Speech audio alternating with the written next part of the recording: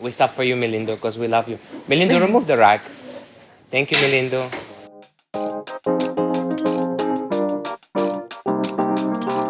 Welcome to Nourish by Spinneys, the podcast which promises to inspire you to eat well and live well. I'm Devina Devecha. And I'm Tiffany Eslick. Welcome to a space where we hope to nourish your heart and soul. On this show, we chat with leading players in the food community, from farmers to foodies, as well as health and well-being experts. It's all about engaging conversations and fresh ideas, and we're excited to get started. We're going on location today to Teible over by the Jameel Arts Center for a conversation with Carlos Frunze, their head chef. I've got to say, it was a whole other experience talking to him while standing in the restaurant's kitchen as his team worked around us. I could hear the hustling happening behind you guys, which made me feel like I was there. I love how he talks about local ingredients and having a direct relationship with local farmers. Yeah, and I love how every dish on his menu has something pickled, fermented, or preserved from the season. That just then adds to the effort to reduce food waste, which is wonderful. And as a Dubai kid myself, I could easily relate to experiencing so many different cuisines from a young age. It's amazing to see his team being recognized by international accolades like Michelin's Bib Gourmand, and after tasting a plate of corn, labneh, and shiokoji that he created that day, I can see why. Okay, so let's kick off our conversation with Carlos and his very interesting life before the kitchen. I spent almost, 3.5 years of my life serving in the military. Then after that, have a couple of accidents, broke my spine. Oh my God. Yeah, then accident over here on my skull, got a metal over here, metal on my hip, metal on my other hip. Reconstructed knees, reconstructed shoulder, reconstructed. How do you get trap. through airport security is my question. Yeah. So they cover it with silicone because it's new stuff. They do this good. covering with silicone for military stuff, basically. They never put like a metal stuff. They put covered, and inside is materials. It's a titanium, and titanium doesn't really go make sounds except the head. Right. But that's okay because I tell the securities you can just they make the sounds. Yeah, after 3.5 serving in the military. I don't know. Then I asked my mom what I should do, and my mom told me, she's like, "What you like to do?" And I was like, "I like cooking." And she's like, "Why don't you become a chef?"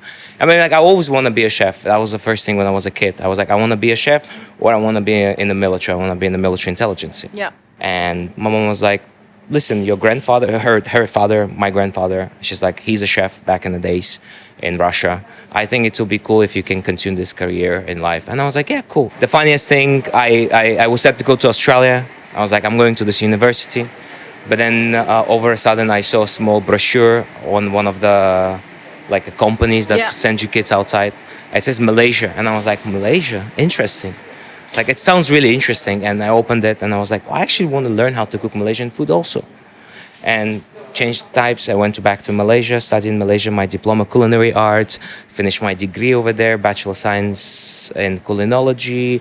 And in Singapore, I finished my master's in Science Nutritional Culinology. Nice. And after that, opportunity came to me, and in Malaysia, Majestic Hotel, very old hotel. I mean, it's been there 100 years in Malaysia.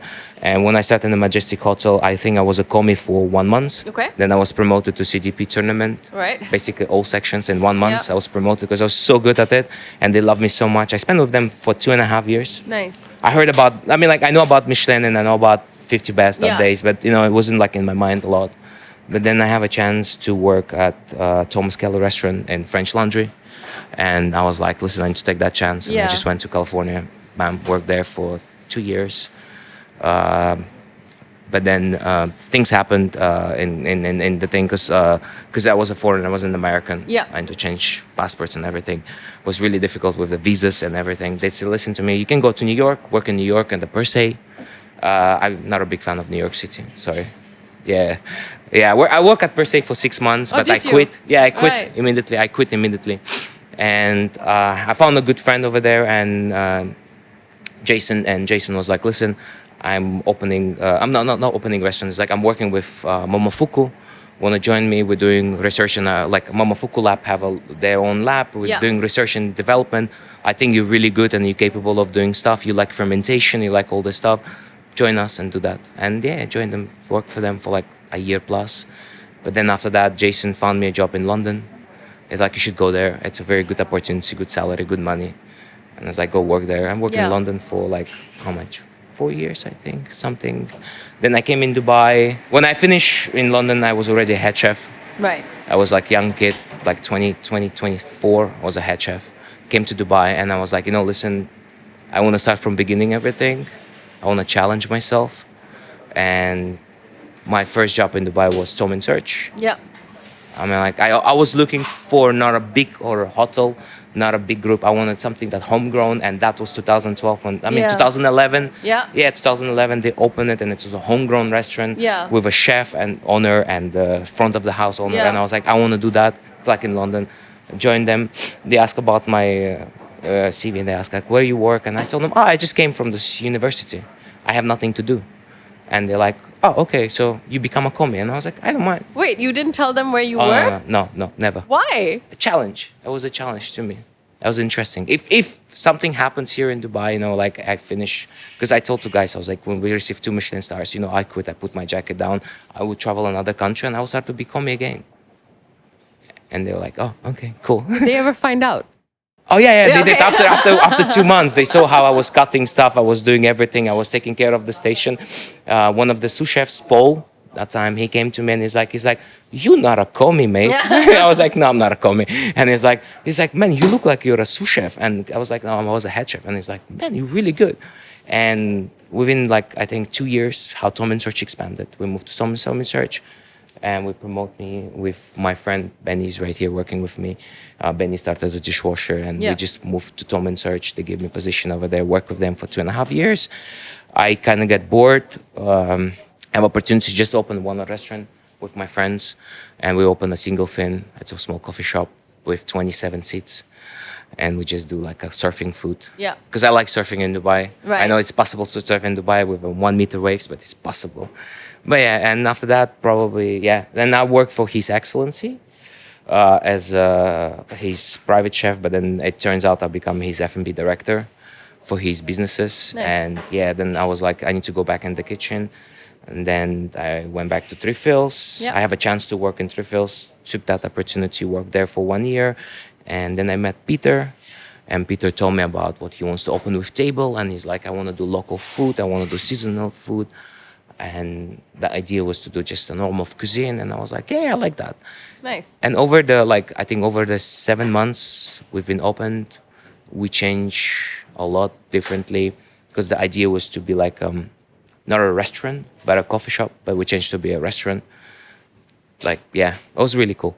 Okay, so since we've started talking about Teible, tell me a little bit more about kind of that ethos of local cuisine and seasonality and how you incorporate that here, because it's quite interesting to see even like the pictures of the dishes on Instagram and what they mean. So let's talk a little bit about that. All right, so basically Teible, when Peter approached me, it's like, I want to use local ingredients.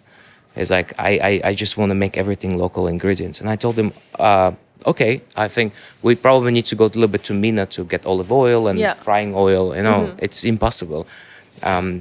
Peter does have a restaurant before Yui, but he's not a chef. And I told him it will be a little bit difficult to find things out. And he's like, yeah, I want to do that. And okay, so we create the menu first time, we finish it, we taste it, approved. Then he come to me and he's like, I want to do fine dining, like a tasting menu at night only. Okay. And I was like, with local ingredients. With local ingredients, okay. again. Yeah. And it's like, I wanted to be focused 100% on local ingredients. Because like our menu was, gastronomy menu was around 80 to 85% local ingredients. Okay. Which is good. Which is good, yeah. Which is good, yeah. So we did the tasting menu, there was a failure, there was good dishes, bad dishes came out, and it actually works. It works. Well, I wouldn't say it's 100%, it's a 95%. Okay. Focus local ingredients. Nice. A lot of things we try to do. A lot of fishes. Like this coming season, I discovered the fishes that I honestly thought there's only maybe 4 types of fish here in Dubai. I was like hamur and then sea bass, and that's it. But in general, we figure out there's so many fish here. Yeah. We found mahi that comes from Hawaii, but it's end up here. We found barramundi that is in Saudi, and when you say barramundi for Australian people, you think it's Australian fish, but there's a barramundi in here in Saudi corners over here, Saudi Sea over here, which is so interesting. Yeah. Then we found the 5 different type of snappers. Wow. There's a red snapper, crimson snapper, mulberry snapper. There's another snapper. There's another snapper, and we tried all of them, and they were really good. Then me and him, one of my chef Benny, we found pink mullet. And mullet is a very European fish. But when we found it here, we were like, oh, it's impossible. And we were like so happy about it. And we started to work with the fishes. And also then another thing, it's the shells. There's so many different type of shells here Yeah. that are actually chefs should use them. Like we found conch, cockles, whelks, snails. Yeah. And they all taste amazing. They all taste delicious. I mean, like it was really surprising for me to see how much UAE can give such a beautiful ingredients that is not just like grown, or it's in their culture. It's been there Yeah. for years and years. And it's not just about ingredients. I think for you, you're also into seasonality because you do change your menu, Yeah, right? we change menu every season. But in Dubai, I mean, like in Teible and in UAE, we have 3 seasons. I call 3 seasons. Okay. Cold season, hot, and very hot. Okay. That's the 3 seasons. Yeah, okay. Yeah. So the very hot, you guys probably already know. It's June, July, August, September. It's really hot. Yeah. And most of it is just yeah. But yeah, we have 3 seasons here. We change 3 seasonally, but we're not just focusing on ingredients seasonality, but we're focusing on one ingredient and what we can make out of that ingredient. Okay. In a sense of like for example, this season is a seafood. Yeah. And how we can discover more seafood in ways of fermentation, what we Okay. can do to preserve the flavors, how we can do it to make the food taste good. For example, for us was fish garums. We tried with 4 different fish, and one of the best fish was actually end up to be mackerel, that most hated fish here in Dubai. Mackerel. I mean, like literally nobody eats mackerel here in Dubai. They just make it into curry and that's it. Yeah. Yeah. But we found that we can ferment fish garam. We found we can ferment deba oysters to make our own oyster sauce. Oh, wow, Well, we okay. call it oyster sauce, so it's not an oyster sauce. It's just Yeah. a fermented oysters. We just brush it and it just gives you a punch flavor of Nice. oyster flavors.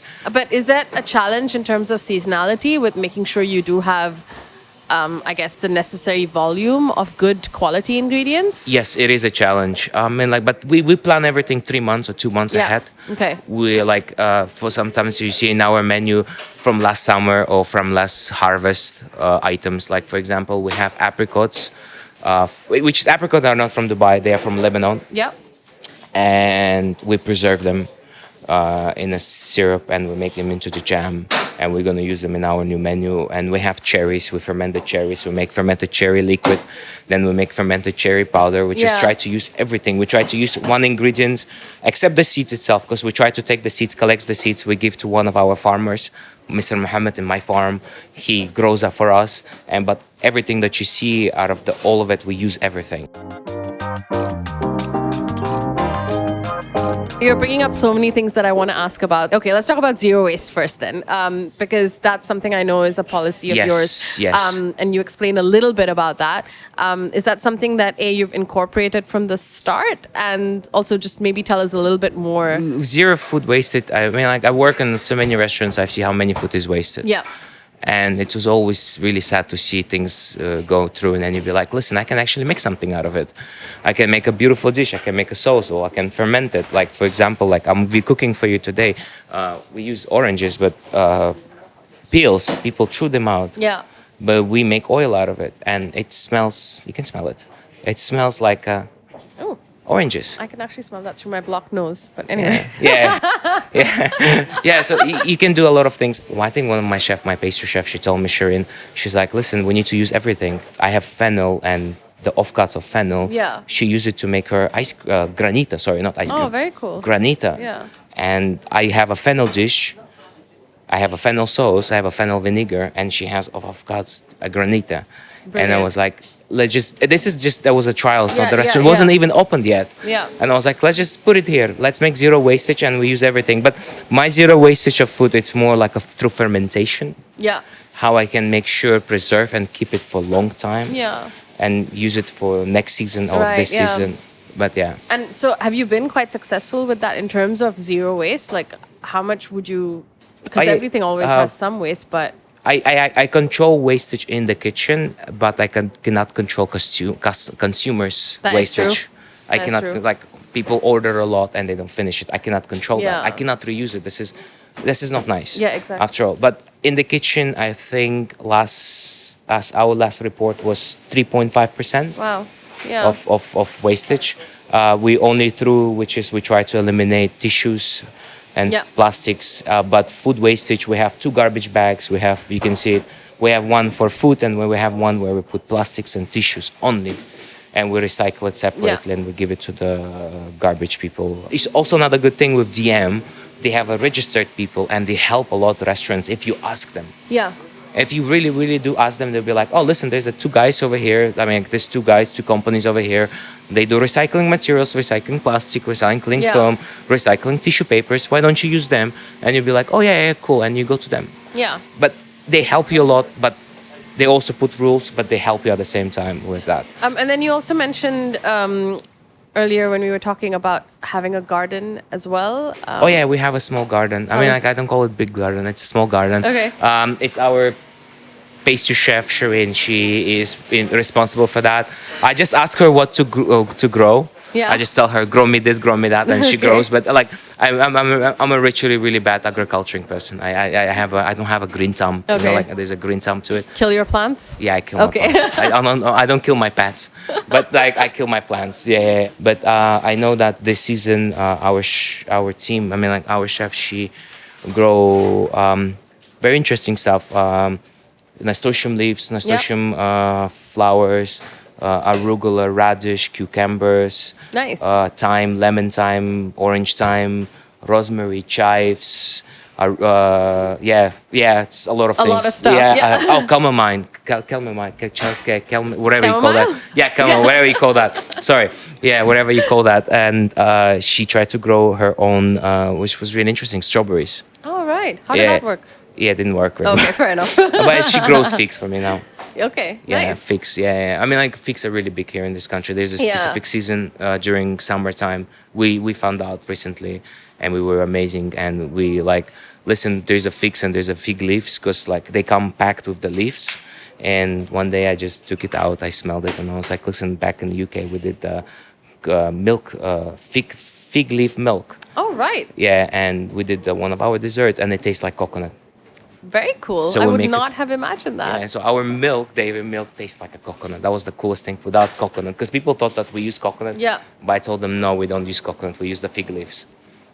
Because some of the items, some of the leaves, and some of it gives different taste and different stuff.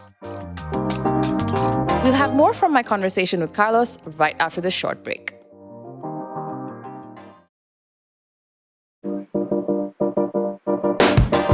Welcome back. I'm Devina Devecha, and you're listening to Nourished by Spinneys and my conversation with Carlos Frunze, head chef at Teible. Our interview is also featured in the November issue of Nourish, our magazine, so you can read about it there. You mentioned fermentation and pickling a few times, and kind of how that's, for example, your way of making sure, you don't have waste, but also you mentioned it early on, you were always interested in that. Can you tell me a little bit more about your, I guess, interest in fermentation and your journey through that? Why was that something that attracted you? It started with my grandfather since Okay. early childhood. I mean, like grandfather from my mom's side, Yeah. because he was Russian and he was a chef and he pickles stuff and he ferments stuff. And we have like a big closet full of the bottles and jars. Right, And wow. yeah, and I love that things all the time. And I want to learn it how to do it. Yep. And he taught me like a basics of how to do it at home. Mm-hmm. But then when I went to culinology degree in culinology, it was like a whole semester about fermentation and bacteria and all of this stuff. I've learned so much about it. And I was like, wow, this is amazing. I Yeah. can do so many things. I don't need to ferment only vegetables, because at this moment right now, we don't ferment only vegetables. We ferment rice, we ferment raw beef, we Wow, ferment yeah. raw fish, we ferment everything. We try to ferment everything that is possibly fermented. I mean, like our recent success was we make feta cheese taste like Parmesan cheese. So we Wow, buy feta okay. cheese, we buy local feta cheese, Yeah. and we put on top fermented rice, and we ferment it for another 24 hours. Okay. Then we take out after 24 hours and we put it in the dehydrator, and we dehydrate it for 3 to 4 days. It depends on the humidity Yeah, also, yeah. but 3 to 4 days, and then you have a Parmesan cheese. We call it fake Parmesan cheese, but it's not a Parmesan cheese. It's a feta cheese that's been fermented, and to make taste like a Parmesan That cheese. is very cool. Yeah. I will let you try it later on. Okay. It's somewhere in the kitchen to find it. I will first. say yes. Yeah, one of our bacteria is a shiokoji that is in front of you. It's like our we call it a secret in the kitchen, Oh. but everybody knows, every chef knows. But the funniest things, our shiokoji, we make our own from Egyptian rice. Yeah, we buy Egyptian rice. Yeah. We boil it, we cook it, then we put kojitan, which is the bacteria, Yeah. and we ferment it out inside the kitchen, and it becomes into koji, like a rice. Then we break it down, put salt, water, and that's it, and thyme. That's one of the ingredients, and you have something that smells like caramel and tastes sweet. I am going to smell this now. Sorry. Yeah, Oh, yeah. 3 ingredients and nothing. It does smell exactly like he described. Yeah, but yeah, it's a weird thing, and this thing is a rapid bacteria that makes everything age quickly. Okay. So like it's marination. If you want to make your chicken to be tender, back in the days we put yogurt or labne and we kind of like Yeah. marinate it for Yeah, over a yeah, night. yeah. This thing is just in 30 minutes, and you have tenderest chicken ever. Got to get my hands on that. It's just- Yeah, you can buy it. You can buy it. They actually sell everywhere. In yeah. every Asian supermarket you can find. I will look it up. It's I do shiokoji. marinate overnight, so It's old school, but this is a new school. We call it new school. Try it out, yeah, for Yeah, sure. it's delicious. Do you get like fermented elements of ingredients or produce in every course at Teible, or? Every dish have something fermented, Okay. pickled, preserved, or cured. Yeah, one of those things. Like we go back in the days, we try to do it. Is that just because you're passionate about it, or was that some kind of direction you wanted to take with the food? Well, it's a direction more. I just make sure I have a different taste. I want my customers experience something else. Like when they think about cabbage or they think about even a pumpkin, Yeah. people think pumpkin will taste sweet and it will taste just creamy. Yeah. But for me, I changed pumpkin to taste something different.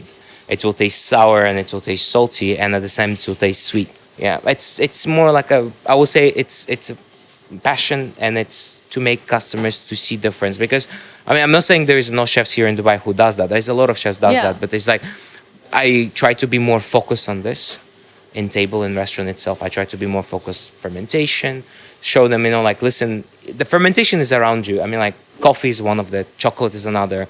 And I mean, like, you eating this every day. It's just, you're just not noticing it. Yeah. And back in the days, everybody does that. I mean, like, yogurt is one of it. I mean, like, we make our own yogurt here. We make our own labne here. Okay. I see customers when they come and they try my buttermilk or my yogurt, and they be like, where did you buy your suppliers or anyone else? Who makes this? And I was like, we make it ourselves. We buy local milk from Fujairah and we ferment it. That's it. And it's done. Yeah, we ferment it. We put on top dehydrators. You will see, like, around the whole kitchen. Okay. Somewhere it's there. Okay, keep an eye out. Safe, but safe. Yeah. Fair. No, that's fine. You mentioned, I'm circling back. You mentioned working with local farmers a bit. Let's talk about that. How do you do that? Do you is your relationship with them direct? Do you go there yourself? Well, it's a direct relationship. I do go there, but not every day and not every week. Because after all, I respect them, because they told me you can't just come into our farm because you can bring bacteria from outside and you can kill our plants. I do deal with them directly. They come to the restaurant. I ask them what to grow, and I told them, give me like realistic dates. Yeah. And give me, is it even possible or it's not even possible? Like, I asked one of the guys to grow me a green watermelon radish. Yeah, that radish looks like a watermelon and it's a green color. And it's like, it's not possible. Okay. And I was like, okay, I will remove from my menu then. After 3 months, he came. He's like, chef, it's possible. Okay. Yeah, and you'd be Very like, cool. yeah. So how many you have? And you'll be like, for the whole harvest, I have only 20 pieces. And you'd be like, all right, I will take it and I will do something out of it. Yeah. I will ferment it. I'll pickle it something. I'll use it next season. And I'll be like, I'll be fine with that. But yeah, you just need to set with them, I think 3 months to 4 months, what they need to grow and how they're going to harvest it, and you give them numbers. I mean, it's a very direct communication. It's just, they come to the restaurant, they eat my food, they see what we're doing. I mean, like, we work with at this moment, we work only with 4 farmers. Okay. My farm, Green Heart.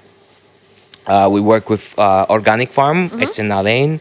It's a small farm owned by the local family. They've been doing generations. Yeah, okay. Amazing family. But they don't do much on vegetables. They do more on birds and chicken. and eggs, which is good, and dairy also. They do dairy, and they make their own ghee, Yeah. which is amazing. And another farm we work with Marianne.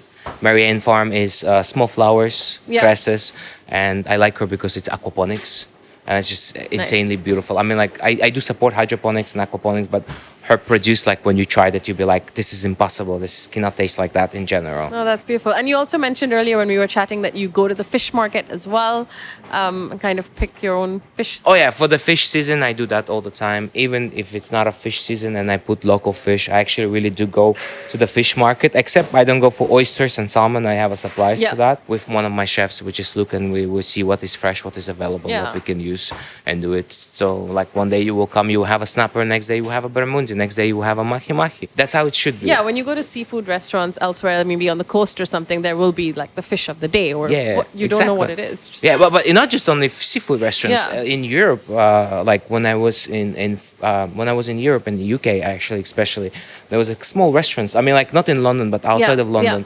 Birmingham, and small places like Brixton. They have like a small, really good restaurant, and one day they will have a perch, next day they will have a herring, and you'll be like, is it like a problem with supply? They'll be like, no, our cost is right here. We just Yeah. go in the to the fish market, Yeah. we buy it. And it's a challenge to a chef. Imagine Exactly. you already know the snapper fish will cook at a specific time, but the bam you have a mahi mahi cooks completely different. And Yeah. you'll be like, oh, it challenges me. I have like a 40 guests. I need to make that mahi mahi taste same like snapper.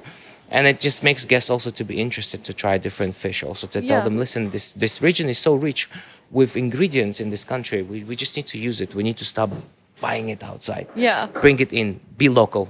Yeah, no, we love that. Yeah. How would you describe your cuisine? Renegade cuisine. Okay. Renegade cuisine. I mean, like, it's, I call it bistronomy. I mean, like, it started with bistronomy. Bistronomy is back in 91, one of the French guy opened it. And a bistronomy cuisine is just basically, they tell to, they want to do casual fine dining. Yeah. I grew up in Dubai. I have a lot of friends. I mean, like, one day I tried Moroccan food. One day I try Palestinian food. Next day I try Indian food. Next day I try Japanese food. Next day I try Korean food. And what do you think I will cook? Of the whole week trying all of it, I will just mix everything. Yeah. And then that was like I want to do this renegade style. I want to do that cuisine that doesn't have identity, in a sense, doesn't have a country. Yeah. But it use all ingredients around everything. It Yeah. use what is near to you, but to give it something different, pop the flavors. I use something different. I mean, like shiokoji come from Japan. Yeah. But when I tried it in Japan, I was like, whoa, that's amazing. I can use it in Yeah, UK yeah. and make my chicken in UK taste better. Yeah, yeah. One of the things that I've really enjoyed when I've been looking at like your Instagram feed, for example, even for the restaurant, is there's a lot of storytelling that I can see. Telling that story about the food is important. Is that something Yes, of course. that's always been Oh yeah, something yeah, you yeah, wanted of course. to do? Every dish we make, it something tells me. It can be just an accident or it can be a memory. To me, Yeah. accident or a memory. That's two stories I tell to people. Like for me, one of our best-selling dish was the mamak, and my owners are asking me to bring it back. Mamak was the idea. Like I like the telung chili kisir. Basically, it's eggplant. Telung is eggplant and bahasu. Okay. And chili kisir is chili kisir, basically combined together. Okay. One of my favorite things, like. Every morning I wake up before I go to university, I'll have a roti canai, I mean like a prata. Yeah. I have a fried eggplant and I Yeah. have a fish curry head. And I'll be like in the middle of it, I was like, dude, you know what it's missing? Because I grew up in Dubai, but labne. Yeah, okay. It's missing labne. I can't imagine that combination, but hey, Yeah. But then I have a chance here, and I did that. I couldn't put fish curry head. I was like, it's gonna scare people off in the morning early. Yeah. It's gonna scare people off, and I was like, I'll just do the eggplant. I'll do roti canai. We did our roti canais ourselves. One of our chefs taught us how to do roti canai, and Yeah. I was like, I'm gonna make labne mousse, and I made labne mousse with curry oil to pump more flavors. Nice. And the curry oil was infused with like how you make curry head. Okay. But it's the same spices, but we transfer Gotcha. it into oil. And so we made that and we tried it. Everybody loved it and everybody was saying. And I was like, it reminds me of my childhood. I mean, like, it reminds me of my childhood and my college days. Yeah. Oh, we have accident dishes. I told you, like fennel granitas. That was an accident, complete accident. Just trying to like use all of it. Yeah. Yeah, very complete cool. accident. The dish was called Trust the Chef, fennel granita with fennel jam was literally an accident. I mean, like fennel jam was something else, granita was something else, and we combined them together. We put olive oil. We tried it, and we're like, oh wow, that's really tastes good. It's a complete accident. Yeah. But all the accidents and memories have sort of led to a lot of awards as well. Yeah. I mean, you've had a bumper year this Yeah, year. yeah. It was like 6 months, 7 months opened, and yeah, we were surprised with Gold Milad, and we were surprised with a Michelin giving us Bib Gourmand, because they invite me, send me email, and I was like, dude, I've been open only 6 months. Why they messaging me? They didn't even came to my restaurant to try my food.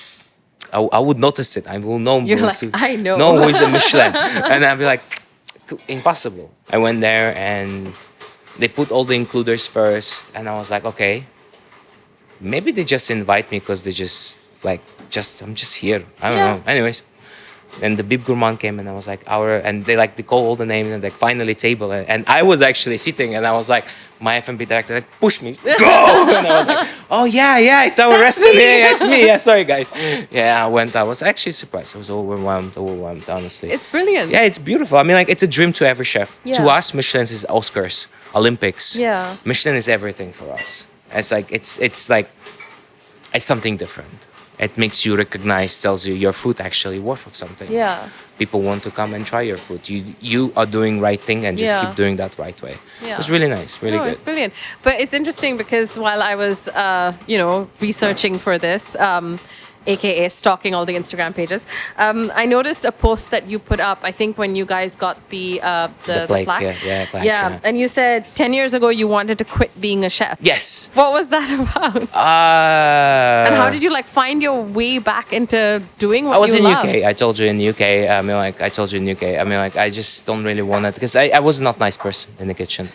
I still do lead my kitchen properly as a leader, but in UK it was more iron fist. Okay, yeah. I sometimes punch people, sometimes threw things at their face, shout at them, scream at them, and just a lot of stress. Yeah. A lot of stress. Yeah. I work 16 to 18 hours a day. I barely have a day off, a day Yeah. off. In a year, maybe 5 days off for a whole year. Yeah. And you're just looking forward, you want to do something proper, you want to do something amazing. And yeah, I just told my wife, listen, I'm done with this stuff. I don't want to be a chef anymore.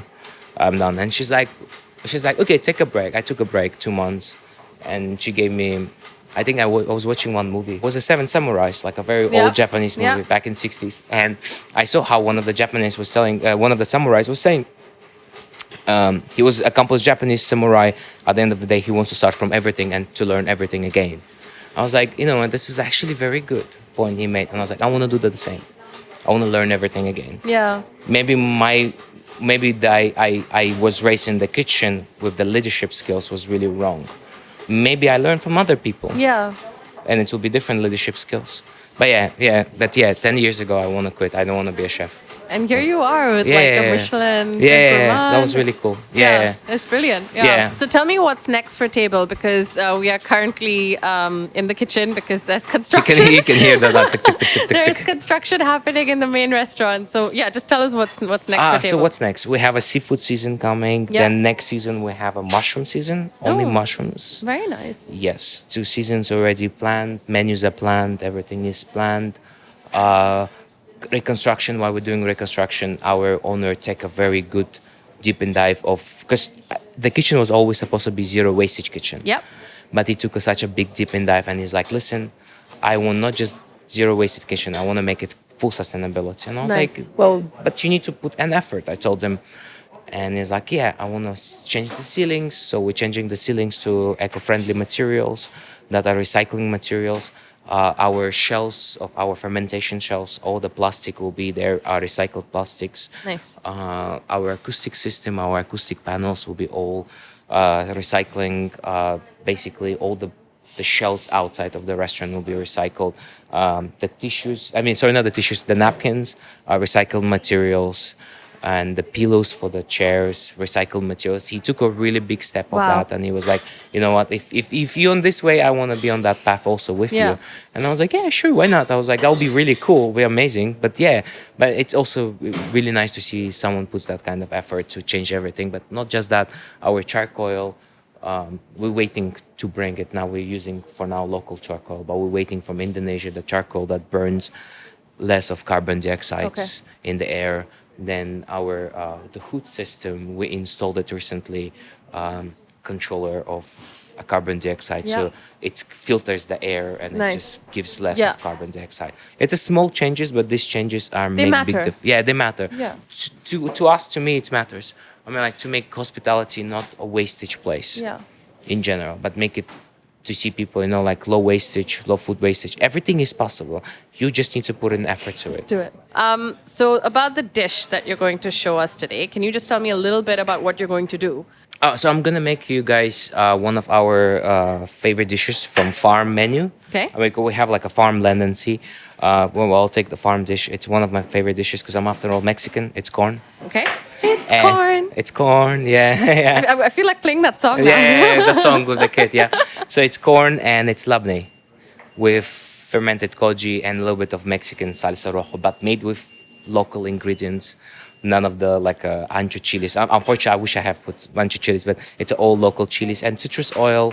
Yeah, just basically that's it. And feta cheese, a little bit crumble. I mean, like that feta, Parmesan feta, Nice. fake Parmesan feta. Parmesan. And you will have a crackers. My favorite crackers. It's a sourdough crackers with Nigella seeds.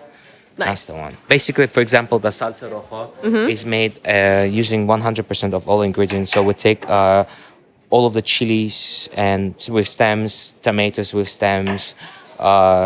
Basically, we take a lot of offcuts of tomatoes and we just grill them all at the same time. Yeah. And we just grill it and just blend it. And we use a little bit of local green jalapeno. Well, they call them jalapenos, but it's not a jalapeno to Okay. me. It's a different chili. Okay. And we just put it and we mix it. So this is very sustainable dish. I mean, like when you buy when you buy ingredients for this dish, you make this dish, you use 100% everything here. There is no wastage at all in this. Very cool. I mean, like you just need to finish that. Yeah, I yeah. mean, like, We that's need a to eat wastage. it all. We'll eat it all. we Yeah, eat yeah, it that's all. fine. The other one is the citrus oil. It's a lemon and orange peels. Okay. We make oil out of this. We make our own labneh. We use, I wouldn't say it's expired milk. We use milk that is not used by bakers. Yeah, yeah, yeah. And they're not using it. We take that milk and we ferment. We make into Okay. the. I'm we looking make into forward to this. yogurt. Then after that, we hang it. We're making proper labneh Nice. out of it. Yeah, that's the thing. And the corn is just local corn from here. Another cool thing about it, I forgot to tell you. So, one of the shio kojis, that's a wrong shio koji. Sorry, there's a need to be a corn shio koji. So, you know, the husk that left from the corn, Yeah. we ferment it with shio Ah. koji, so we make corn shio koji. Very nice. So you have like a corn shio koji dish. So we use the husk also for fermentation, but it's a wrong shio koji. I'll bring it out in Okay. the chiller. Very cool. That's a dish. What is it that nourishes your soul? I actually don't know. Oh, I don't okay. know the answer for that. I'll be honest. I don't know what was the answer for that. I mean, like, You're still figuring it out. probably, yeah. I mean, like, yeah, I don't know. Honestly, I don't know. Maybe if what, like, nourishing, but for me, for motivation, like, people ask me, what is your motivation to be in the kitchen all the time? I tell, see people happiness when people try my food. Maybe probably that. Yeah. Yeah, probably that. Probably. For me, yeah. Okay. But I don't know, really know. Not yet. Don't know. I'll be honest with you. It's something you can start thinking about. Yeah, I need to think about it. Now you let me to think about it. I'm gonna go into deep thought. Good luck with that. Yeah. Let me know if you figure it Yeah, out. I will. Awesome. Well, thank you very much for taking the time to talk Thank to you us for you today. guys. And yeah, let's get cooking. Yeah, let's get cooking. That was such a fun conversation. You can also find the conversation with Carlos in the November issue of Nourish, which is out in all Spinny stores now. This episode was brought to you by Spinneys and is hosted by me, Devina Devecha, and Tiffany Eslick. We're produced by Chirag Desai, and artwork is by Michelle Clements and Jihan Yusuf. You can follow Spinneys on Instagram, Facebook, and TikTok for more, and visit us at spinneys.com, where you can shop for fresh produce and a variety of local and exclusive products. We'll be back in 2 weeks with our next episode. See you then. It's amazing to see his team being recognized by international accolades like Michelin's Bob Gourmand. Bob? Bob? Who's Bob? Michelin's Bob. Okay. Oh my God. Is this normal? Do other people do this? Just us then, Tim. Yeah. Okay.